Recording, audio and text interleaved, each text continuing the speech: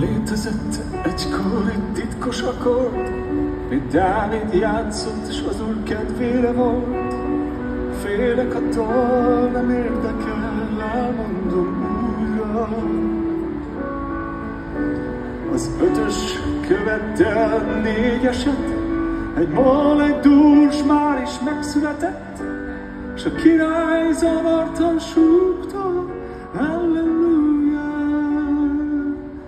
Halleluja,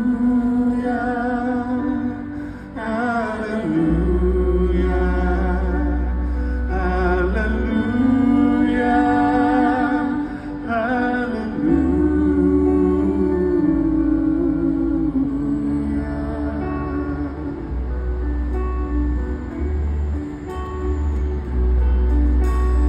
Bizonyság kellett, bár volt hited, a háztetőn át hosszan nézhetted, a hold fényében fürdött kivirulva,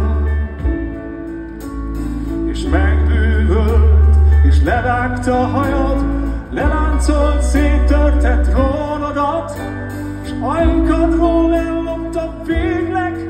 Halleluja, Halleluja, Halleluja, Halleluja, Halleluja.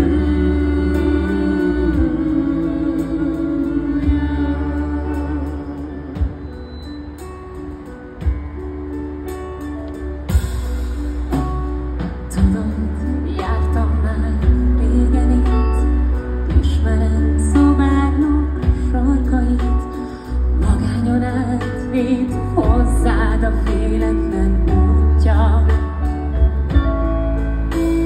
A 10 kapun láttad címeremet, de a szerelem nem dicső fáklyás menet, csak egy fázós, kicsit fáj.